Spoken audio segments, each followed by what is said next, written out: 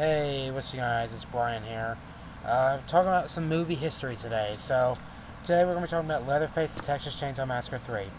Because before I get into this, I will be reviewing this movie before Halloween. Trust me, I'm going to review the whole franchise.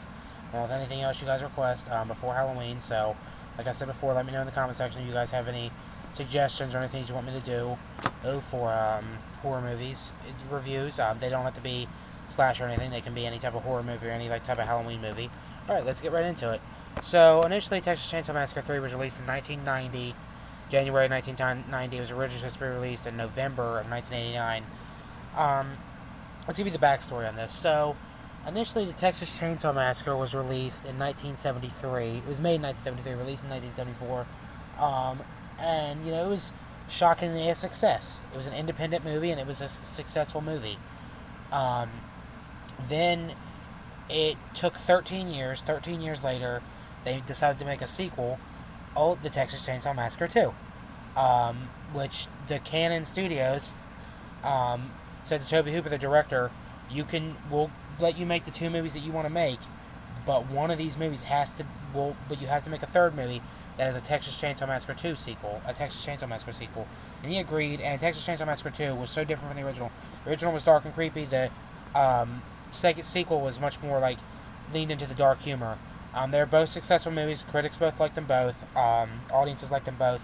The movies ended pretty good.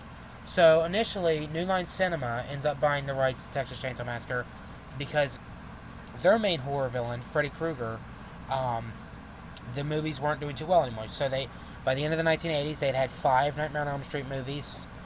3 of them very, very successful. 1 decently successful, and 1 was a box office flop. And then they had a Nightmare on Elm Street TV series and several TV appearances and stuff. And, they felt that they had run the series in the ground by the 5th movie. So they were looking, what other horror movies franchises could they potentially bank on? So they bought the rights, they bought Cannon Studios, and they released this movie. They made this movie, Texas Chainsaw Massacre 3. They tried getting Tobe Hooper to come back and direct it, he wouldn't. They tried getting Peter Jackson to direct it, he wouldn't. Wes Craven, they tried getting directed, he wouldn't. A lot of directors did not want to do this.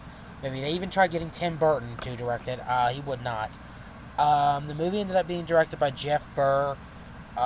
He's mostly known for The Stepfather or 2, and he made a couple of the Puppet Master movies, and also it was one of the producers on Son of the Mask.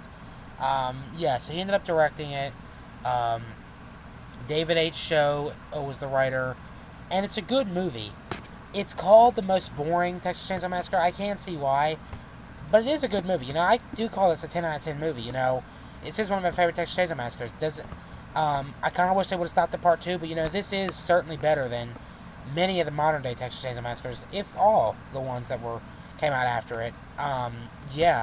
So really, it's just a movie. I don't want to get too much into it right now because I'm going to review it in a couple weeks. But let me know if you guys have ever seen the Texas Chainsaw Massacre 3 and what you guys think of it. I like it. Let me know what you guys think, though, of it. Alright, guys, please like this video, leave a comment, and subscribe for more. Bye, guys.